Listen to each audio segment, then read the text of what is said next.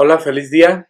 Estamos nuevamente con nuestro tercer módulo de entrenamiento en familias que viven con diabetes. Hoy, dentro del desarrollo de nuestro taller, iniciaremos con tratamiento con insulina disponibles en el esquema con el esquema de aplicación que ahora tenemos. ¿Qué es lo que queremos hacer con esto? Esta es las herramientas que tenemos en la actualidad para tratar de emular o hacer algo muy parecido a lo que nuestro organismo hace. Revisando la secuencia anterior del módulo anterior de fisiología, bueno, recordemos que desayunamos, el nivel de azúcar sube, comemos, desayunamos y rápidamente se produce insulina para compensar, para metabolizar todo lo que estamos consumiendo en ese momento. Progresivamente viene la comida, nuestro nivel de azúcar vuelve a subir, el nivel de insulina rápidamente responde. Y en la cena pasa lo mismo, para mantener progresivamente durante la noche una estabilidad. Eso es lo que nuestro organismo hace en condiciones normales. Pero recordemos que estamos hablando de una situación en la que la producción de insulina por parte de las células beta del organismo fue lastimada, entonces no se está produciendo en condiciones correctas, se va destruyendo las células beta, como ya vimos, y se va disminuyendo la producción de insulina progresivamente, lo que hace necesario que tengamos que estar aplicando insulina. Las herramientas que hoy tenemos entonces, las insulinas convencionales, que son nuestras insulinas con la misma secuencia de aminoácidos a la insulina humana, fueron generadas. Recordemos que pues durante muchos años la adquisición de insulina que teníamos era insulina bovina y porcina. A partir de 1983, la insulina porcina y bovina fue disminuyendo progresivamente hasta que la Organización Mundial de la Salud recomendó, dadas la respuesta inadecuada de muchos pacientes para ese tipo de insulina, recomendó la utilización exclusivamente de insulina ADN recombinante. ¿Qué quiere decir esto? Imagínense la belleza de la tecnología donde algunas células que normalmente son causantes de alguna enfermedad, por ejemplo E. coli, que fue la primera bacteria que se utilizó, entonces por ingeniería genética se le inserta la posibilidad de que esa bacteria pueda producir insulina. Ese tipo de bacterias normalmente pueden producir algunas toxinas que son dañinas para nosotros. Bueno, se le quita esa posibilidad de producir toxinas, se le inserta por medio de ingeniería genética, se le manda material genético para que produzca insulina, y entonces imagínense que en reservorios gigantescos se ponen a cultivar estas bacterias, y estas bacterias entonces ahora están produciendo insulina ADN recombinante. Pues así inició el proceso de producción de insulina con una secuencia estructuralmente igual a la que nosotros como seres humanos producimos. Entonces, de esa forma, ya no fue necesario utilizar las insulinas extraídas de páncreas de cerdos y de bovinos. Entra entonces una nueva época en la terapéutica a partir de ese tiempo. Progresivamente esto va cambiando.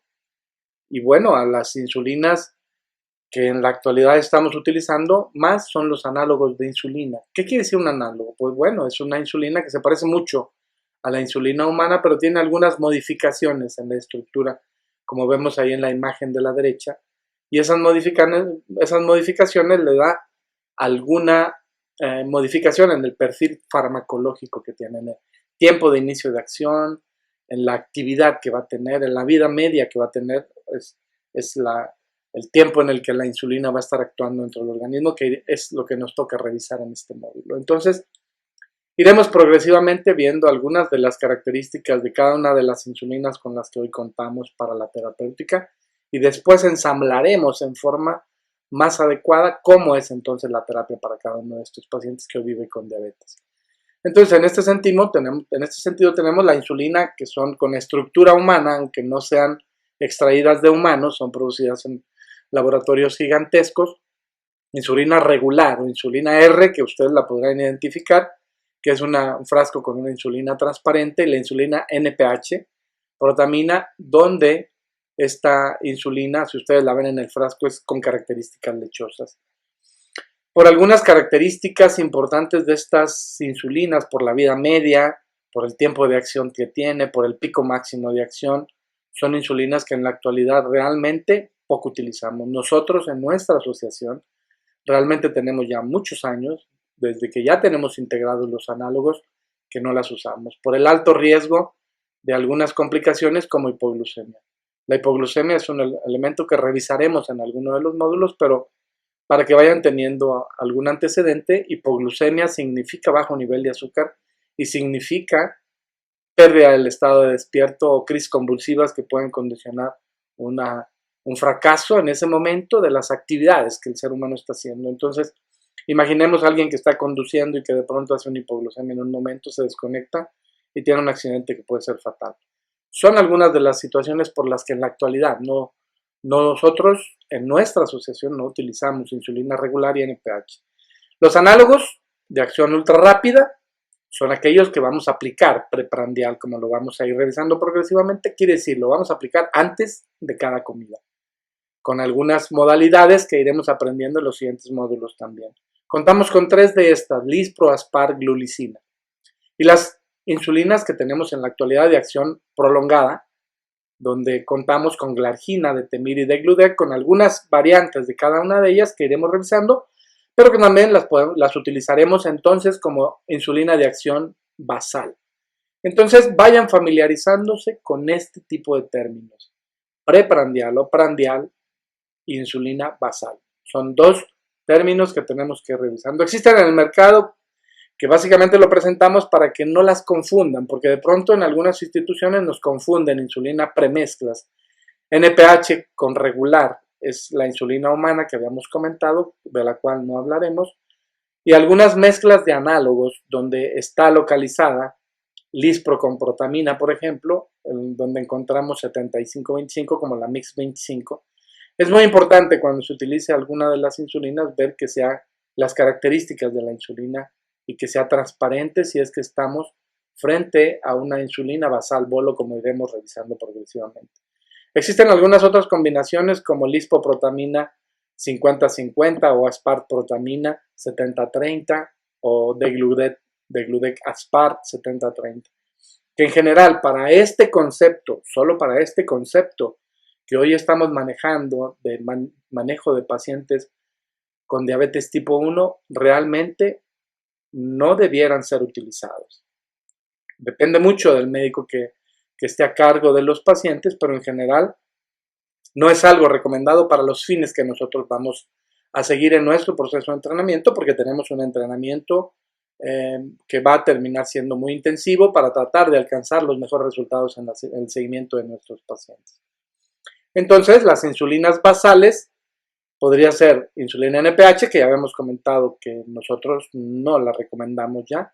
Insulina glargina, que tiene hoy 2 modalidades, la insulina U100, donde 1 mililitro de insulina contiene 100 unidades y puede ser medida tranquilamente y perfectamente con las jeringas que revisaremos progresivamente en nuestra charla. Una unidad tiene está localizada entonces en 0.1 mililitros. Quiere decir que 1 mililitro que tiene 100 de estos sería 100 unidades de insulina. Detemir, que para fines prácticos, bueno, la podemos encontrar también en esta. Bueno, regresando a Glargina, Glargina también está en U300. U300 quiere decir que cada unidad, cada mililitro tiene 300 unidades. Cada mililitro. Esta no hay jeringas para aplicarse, no debe ser aplicada con jeringas. En el mercado se llama hoy Tolleo y es una insulina que solo puede ser aplicada con su pluma de aplicación, que es como viene ya en el mercado. Detemir, bueno, la podemos localizar también en plumas de aplicación, y Degludec, que es una de las que tiene un tiempo de acción mucho más prolongado, una vida media también más prolongado, pero que puede utilizar mucho más tranquilamente en 24 horas. Y si nosotros revisamos el perfil de cada una de estas, veremos entonces que NPH, vean la curva, vean la elevación que tiene, vean el tiempo, aquí estamos viendo las 24 horas, y podríamos decir que esta insulina puede tener una vida media entre 12, 18, 20 horas, dependiendo del metabolismo de cada uno de los pacientes. Pero lo que más nos preocupa siempre de esta insulina es que tiene un pico de acción. Vean la elevación en esa acción. Y entonces viene posteriormente las insulinas lentas, donde podríamos tener ahí la insulina glargina, U100 y la insulina detemir. ¿Sí? Seguimos teniendo un poquito de actividad aumentada a lo largo del día y posteriormente podríamos tener aquí la otra glargina, la U300, conocida como Toujeo también en el mercado, y la de Gludec, que tiene una vida media mucho más allá de 24 horas y que puede ser utilizada una sola vez al día en forma muy segura. En muchas ocasiones, glargina, U100 y detemir, hay la necesidad de utilizar dos dosis, utilizar una dosis en la mañana y otra en la noche. Eso no quiere decir entonces que vaya a ser un pico muy parecido a la NPH, quiere decir que no se parece, no es una NPH ni en su forma de acción. Entonces, con tranquilidad podremos, cada médico, su médico podrá hacer una combinación que requiera en estos pacientes de pronto cuando se aplica y no alcanza el tiempo para las 24 horas y si se la puso en la mañana probablemente en la madrugada del día siguiente esté faltando un poco de insulina y el nivel de azúcar puede estar un poco elevado. Y ya serán algunas de las cosas finas que cada uno de los médicos endocrinólogos pediatras podrá manejar con cada uno de los pacientes en particular. Entonces, esta es la dinámica de cada una de estas insulinas y de aquí entonces nosotros vamos a sacar la combinación que vamos a utilizar para cada uno de nuestros pacientes. Posteriormente, las insulinas preprandiales o insulinas en bolo o insulinas antes de cada comida. Entonces, son algunos de los términos con los que yo les decía que hay que familiarizarse. Tenemos de esta forma entonces la insulina aspar, lispro, glulicina y la regular. Si nosotros comparamos las curvas entre aspar, lispro y glulicina, realmente no hay mucha modificación.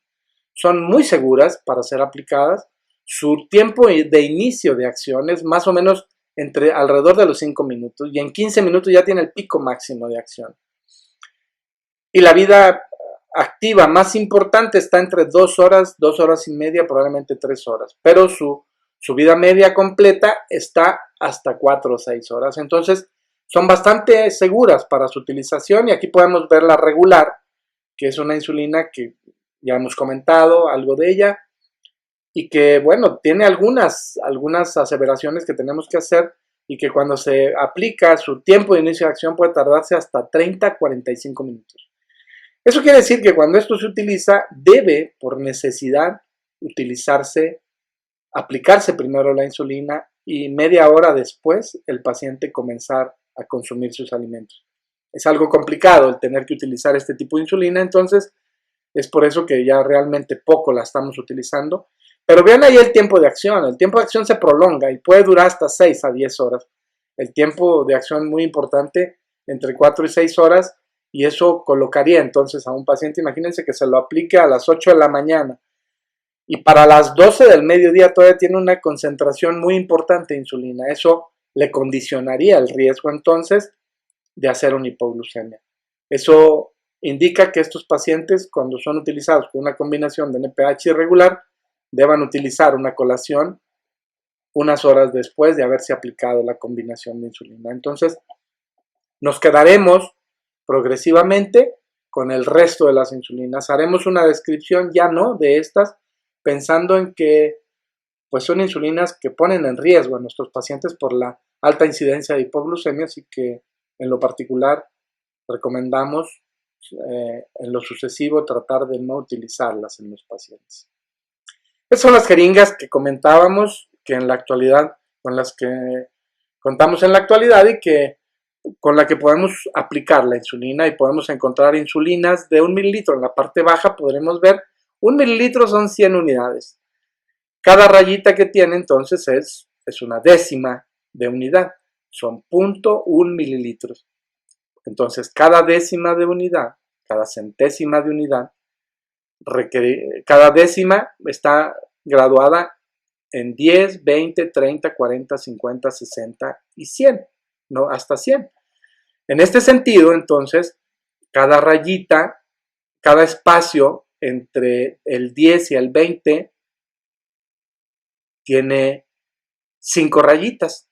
Eso quiere decir que cada rayita de estas equivale a 2 unidades. Es un poco complicado el calcular unidad por unidad porque de pronto el poner entre una rayita y la siguiente para que sea una unidad es un poco complicado. Este tipo de insulinas, como la están viendo en la pantalla, son ahora las más recomendables. Hay algunas jeringas que tienen un espacio abierto donde la aguja es desmontable y entonces hay un poco más de desperdicio de insulina. En esta es muy plano el inicio donde inicia la aguja y no es una aguja desmontable. Entonces, pues bueno, esta fue parte de una revolución muy importante hace algunos años y cuando estas jeringas llegaron al mercado fueron una de las primeros boom y que tuvimos la necesidad de cambiar. Posteriormente, bueno, vienen las jeringas de 50 unidades, la que ven ustedes en medio, donde igual entre cada espacio hay 5 rayitas, pero esas rayitas hay entre el 10 y el 15 hay 5 rayitas. Entonces cada una de esas rayitas equivale a una unidad ahora. Y posteriormente podremos ver las jeringas de 30 unidades o 0.3 mililitros. 30 unidades o 0.3 mililitros. Entonces esta igual. En cada espacio tenemos que cada una de las porciones podremos calcular hasta de media unidad en media unidad. Entonces eso nos da una flexibilidad un poco más amplia en el proceso, sobre todo en niños pequeños, para poder utilizar jeringas de este tipo que utilizan cantidades pequeñas de insulina todavía. Entonces, para esos niños pequeños, las más recomendables son las jeringas de 30 unidades. En esta la longitud y el calibre de la aguja también es muy importante. 30 G por 13 milímetros, son 13 milímetros es lo largo de la aguja y el 30 es el calibre. O 31, que es todavía más pequeña, con 8 milímetros de longitud de la aguja, cuando el panículo adiposo es muy pequeño en la gente que es delgada. O todavía la de 31 por 16 milímetros de largo. Entonces casi, más o menos, su longitud es apenas 1 milímetro arriba de medio centímetro. Todo esto, bueno, pues nos trajo en aquel tiempo una mayor exactitud en la dosis y evitar desperdicio en las insulinas. Entonces, la técnica de aplicación de esto, bueno, pues como vemos ahí, se debe de plegar en condiciones, depende mucho del panículo adiposo y a cada médico hará la recomendación para utilizar este tipo de jeringas dependiendo de las condiciones físicas de cada uno de los pacientes.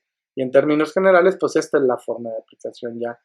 Ahí estamos viendo una jeringa de 100 unidades con una aguja de 13 milímetros, 30 por 13 milímetros. Y es la forma en la que lo podemos aplicar ya en jeringa, en agujas muy pequeñas, pues ya lo podemos utilizar en forma recta sin ningún problema. Y la forma de preparación que se requiere con esta jeringa, el aseo correcto de su frasco, cargarlo y posteriormente aplicarlo.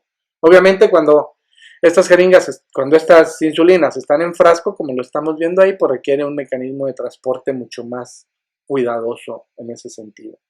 Las técnicas de aplicación nuevamente.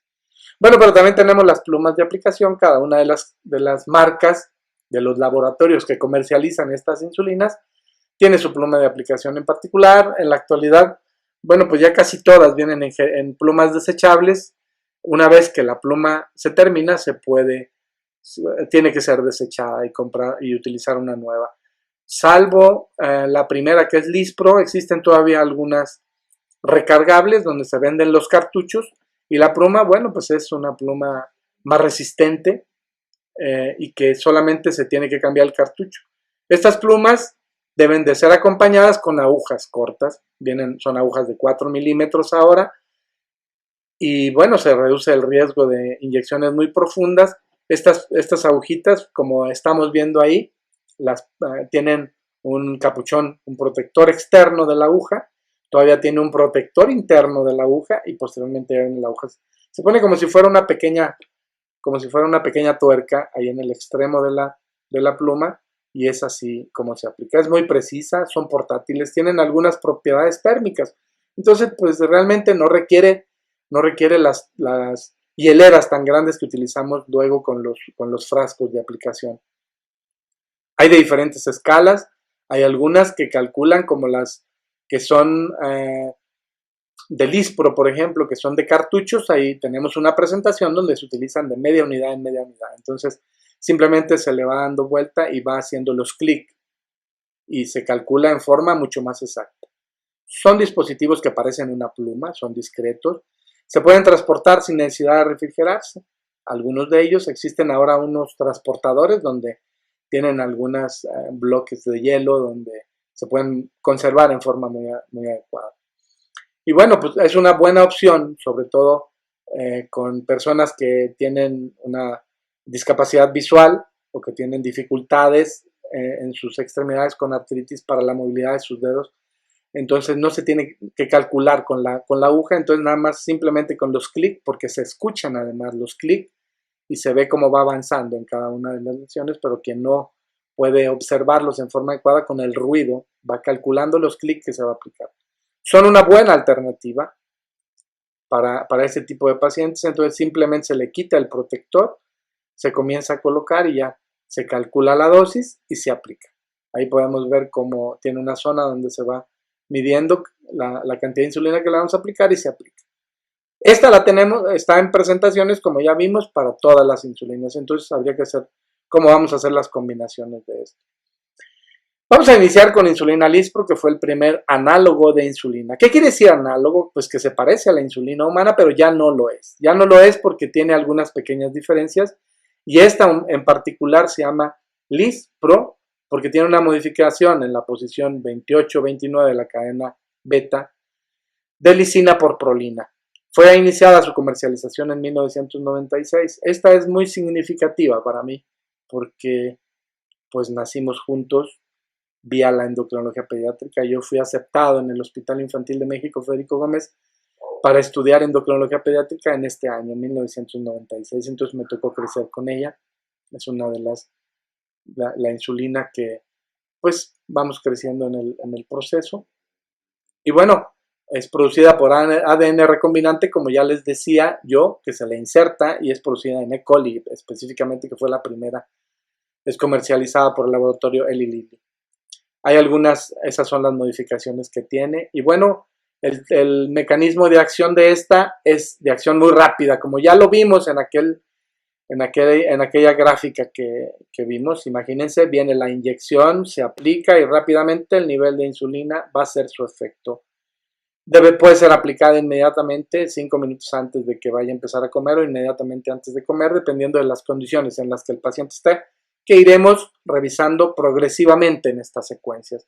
Viene a la hora de comida, se aplica su nivel de insulina y vean qué bonito, el nivel de la insulina actúa rápidamente para solventar la cantidad de carbohidratos que se están consumiendo en esa comida. Y viene la cena y rápidamente actúa. Entonces, es una insulina que tiene una dinámica muy bonita para ser aplicada preprandial en cada uno de los alimentos. Requiere entonces ser aplicada 3 veces al día si los alimentos son 3 veces al día, 4 si los alimentos son 4, 5 si son 5. Depende de las dinámicas de cada uno de los pacientes. Tenemos pacientes que son deportistas de alto rendimiento, entonces ellos van a utilizar 4 o 5 aplicaciones al día dependiendo de lo que están consumiendo de alimentos. Esto lo vamos a ir combinando entonces con algunas otras etapas de monitoreo que revisaremos en módulos a continuación. Insulina Aspart, habíamos comentado que tiene la misma dinámica que las insulinas de acción ultra rápida. Esta fue iniciada su comercialización en 1999, apenas un año después de que yo había sido egresado de endocrinología pediátrica del Hospital Infantil de México. Entonces son 2 insulinas que van mucho conmigo, tienen algunas modificaciones. Ahí vemos prolina en posición 28, ¿sí? Y luego posteriormente Shoran, que fue comercializada 8 años después, en el año 2007, que es glulicina, y tiene la dinámica también muy parecida. O sea, las 3 pueden ser utilizadas como insulinas preprandiales con toda la seguridad del mundo. Algunas pequeñas cosas que iremos revisando en el seguimiento de estos pacientes, pero vean qué hermoso se ve esto con las cadenas y los aminoácidos que cada una hasta tiene, con sus 2 cadenas bisulfuro que las unen y una intracadena en la cadena A. ¿Cómo lo vamos a combinar entonces esto? Eso es lo artesanal, hermoso que tenemos que hacer con estos pacientes. Lo digo como artesanal porque verdaderamente es un arte hacer este tipo de combinaciones y aprenderlo e irlo haciendo. Cuando viene la aplicación de una insulina basal, glargina, detemir o degludec, entonces la insulina va a durar su efecto 24 horas, un poco menos, un poco más, dependiendo de cómo se va haciendo la dinámica de cada uno de los pacientes. Por eso es importante estar al pendiente con su endocrinólogo pediatra para que esto pueda ser llevado a cabo en condiciones correctas. Entonces ya tenemos la insulina basal, esa que va a durar todo el día. Y entonces tenemos esa pequeña cantidad de insulina. Imaginemos que se puso 10 unidades. Bueno, pues esas 10 unidades van a ser liberadas de su zona de aplicación a lo largo del día con cada una de las dinámicas que en particular cada insulina tiene para su liberación. Y aquí tenemos insulina glargina, vean, tiene algunas modificaciones ahí en su cadena. Esta fue liberada en el año 2000. Si vemos la secuencia de las insulinas, bueno, pues la combinación de glargina inició primero con insulina Lispro, posteriormente ya se podría, en 1999, se podía hacer la combinación o con Lispro, o se podía hacer la combinación con insulina Spark, que fue liberada en 1999. Posteriormente, bueno, tenemos acá insulina Detemir, que fue autorizada por la FDA en Estados Unidos en pacientes mayores de 6 años en el 2005, en México llega en el 2007 y posteriormente en el 2012 se ha utilizado su uso para niños mayores de 2 años y embarazadas. Actualmente, bueno, pues la utilizamos en forma muy segura, ¿sí? en esos grupos de pacientes. Y posteriormente, bueno, degludec, que es la otra de las basales, bueno, como podrán ver ahí tiene como un rosario, ese es al final. Se elimina el último aminoácido de la cadena beta y se le adhiere un ácido graso, ácido hexadecandioico, que es una molécula que le da algunas características para que su vida media, su tiempo de actividad sea más prolongado. Entonces, es autorizado para su uso alrededor del 2012-2013 y bueno, pues actualmente igual ya lo tenemos autorizado para utilizarlo en niños desde hace varios años. Entonces, ¿cómo será nuestra terapia intensiva haciendo este tipo de combinaciones? Ya tenemos la insulina basal, glargina, detemir y degludec, y posteriormente este es el tiempo de acción que ya hemos visto, y entonces tendremos que en cada una de las comidas calcular cuánta insulina le vamos a poner, que eso, como ya les comentaba yo, en los siguientes módulos lo vamos a aprender. Cada uno de los alimentos requiere aplicar alguna de las insulinas y tenemos 3 para escoger en este momento. Son las 3 que nos dan mucha más seguridad, como lo hemos comentado, con menor riesgo de hipoglucemia. Sí, a esto nosotros le agregamos la posibilidad de poder decir cuánta insulina necesita cada uno de los pacientes en su comida con cuenta de carbohidratos, entonces podremos hacer una maravilla en el proceso de cálculo de dosis y podremos hacer entonces que el efecto dinámico a lo largo del día sea más adecuado y que la seguridad del paciente sea mayor. Eso es parte de lo que hoy estamos consiguiendo con este tipo de tratamientos y les pudiera yo comentar que hace muchos años, desde que tenemos las terapias integradas de este tipo, nosotros no tenemos hipoglucemias graves que requieran hospitalización. Existen hipoglucemias con el entrenamiento de nuestros pacientes en la asociación y con la llevada correcta de monitoreo y aplicación de basal bolo en esta terapia intensiva, como hoy la estamos viendo, la seguridad de nuestros pacientes se va haciendo cada vez mucho más importante y el riesgo para ellos va siendo muy bajo. Y en las terapias nuevas que iremos revisando progresivamente, vemos que vamos a ir revisando que progresivamente con las nuevas formas tecnológicas casi podemos llevar el riesgo de hipoglucemia a 0 con monitoreos continuos que ya revisaremos progresivamente. Podrá haber algunos pacientes que son deportistas, como yo les comentaba, y tienen la necesidad de comer 3 o 4 veces al día o 5, y entonces en cada una de las comidas tendrá que contar carbohidratos y entonces decidirá por sí mismo cuánta insulina deberá aplicarse con esta combinación de basal y las veces que sea necesaria en cada una de las comidas aplicarlo. ¿Sí? La mayor parte de nuestros pacientes de alto rendimiento utilizan 4 comidas al día con muy buenos resultados. Cada uno de los médicos, de sus médicos, tendrá la experiencia para utilizar el esquema de aplicación de insulina que se requiere. Y de esta forma, bueno, quien entrena box, por ejemplo, de alto rendimiento, o quien entrena físico-constructivismo, nosotros tenemos un paciente en esas dos modalidades, o que entrena para jugar fútbol, también tenemos algunos y que deben utilizar entonces estos esquemas intensivos. Algunos de ellos lo usaron, pero progresivamente migraron a otras formas de terapia, como es la microinfusora, y entonces, pues bueno, ya es algo que iremos platicando en los siguientes módulos y que será apasionante en este sentido.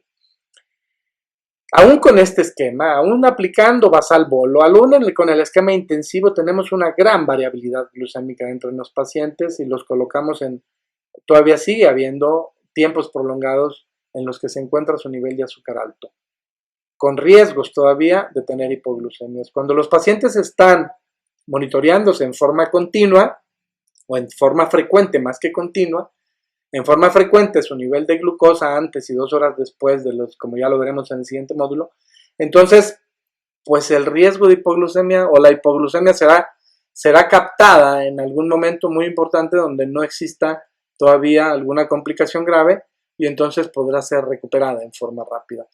De ahí la importancia del entrenamiento completo a cada uno de nuestros pacientes. Y bueno, la microinfusora que es esta, una de las microinfusoras que en su momento fueron un boom, ahora son microinfusoras que se van colocando como microinfusoras básicas porque, bueno, en general, el nivel donde hoy vamos, pues es bastante avanzado. Esta microinfusora permite la introducción de cantidades muy pequeñas de insulina, hasta de 0.025 de unidad, para que se den una idea. Nosotros nos estamos peleando con las jeringas con media unidad y ahora 0.025. O sea, ¿a dónde vamos en esa secuencia de tamaño, de cantidad de insulina que estamos poniendo con esta microinfusora? Es muy pequeño. Se requiere un set de infusión en algunas ocasiones, bueno, el catéter, el sensor, el mini link, pero ahí vemos cómo lo está infundiendo en el tejido celular subcutáneo.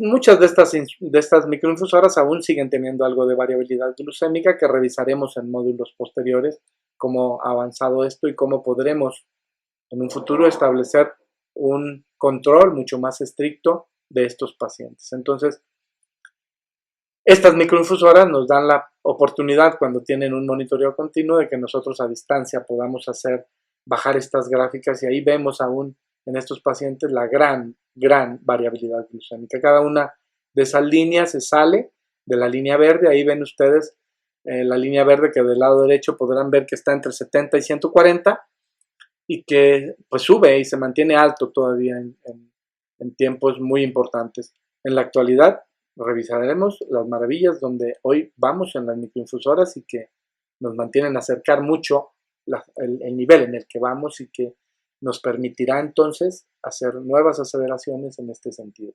Tenemos muchas cosas en microinfusoras, tenemos muchas formas, algunas que ya no son tan caras en caso de microinfusoras, pero que pueden dar mucho mejores controles en estos pacientes y que revisaremos progresivamente en módulos posteriores. Eso me emociona. ¿Qué hacemos con algunas de las microinfusoras? Por ejemplo, una microinfusora básica, ponemos diferentes basales. ¿Qué quiere decir eso? Que a lo largo del día yo puedo modificar mis basales. Yo le puedo decir, como estamos viendo ahí, de las 8 de la mañana a las 10 de la mañana me vas a pasar punto 400 de unidad, punto 2 de unidad. De las 10 a las 12 del mediodía me vas a pasar punto 55 de unidad. Entonces, yo le dejo eso establecido y la microinfusora eso va a pasar. Y así en cada uno de los bloquecitos que ustedes ven ahí, yo puedo subir o bajar la dosis. Si tengo la microinfusora, entonces puedo manipular algunos de los eventos, porque si yo puse una insulina basal de Gludec, Glargina o de Temir, esa ya está puesta. Yo no puedo hacer basal, no puedo modificar ese basal que ya puse. En esta sí puedo modificar el basal. Si yo digo, por ejemplo, el paciente se va a ir a jugar fútbol, pues yo le puedo poner un basal temporal de 2 horas más pequeño, al 50%, por ejemplo. Yo le estaba poniendo punto 0.5 de unidad, y entonces le pongo un basal temporal, y durante ese tiempo, a partir de ese momento que yo le haga la modificación, el paciente va a tener 50%, o sea que le va a estar infundiendo solamente 0.250 de unidad por hora. Entonces, estas son parte de las maravillas con las que empezamos y que todavía en una microinfusora basal, que ya no es, como yo les decía, ya no es tan cara, puede un paciente hacer algunas modificaciones para su estilo de vida mucho más dinámico a lo largo del día. Y de igual forma, el paciente se identifica que está en hipoglucemia, entonces puedes tomar la microinfusora y decir, suspéndela, y la suspende en ese momento, y entonces mientras recupera el nivel de glucosa, y que puede comer algo o ingerir algo que le ayude a su recuperación. Si yo me apliqué, o el paciente se aplicó, una insulina basal de Gludec, glargina o Detemir, esa ya está puesta, ya no la puedo quitar. Entonces son algunas de las ventajas que iremos progresivamente resaltando en este tipo de microinfusoras básicas o microinfusoras ahora de nueva generación, que en la actualidad nos va a sorprender. En los últimos módulos pues, vamos a sorprendernos de las maravillas que la tecnología hoy puede hacer. Con esta microinfusora calculo la cantidad de insulina que le voy a aplicar a cada uno de los momentos, sea sus 3 comidas al día, o sea sus 4 comidas al día. Cuenta carbohidratos, le manda la información a la microinfusora y le dice voy a comer tantos carbohidratos. Se checa su nivel de azúcar, calibra la microinfusora y le dice tengo tanto ahorita en el Destrostix, y la microinfusora le va a decir ponte tanto de insulina. Se hace cargo entonces la microinfusora.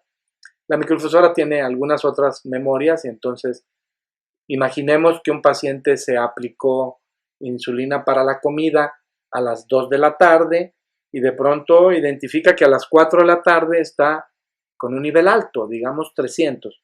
Él quiere corregir, hace una corrección, se checa su nivel de azúcar, a lo mejor o no, y le dice que quiere hacer una corrección, y en el cálculo de la corrección el paciente le dice a la microinfusora que quiere hacer una corrección, pero le va a decir la microinfusora, oye, te aplicaste insulina hace 2 horas, tienes insulina activa.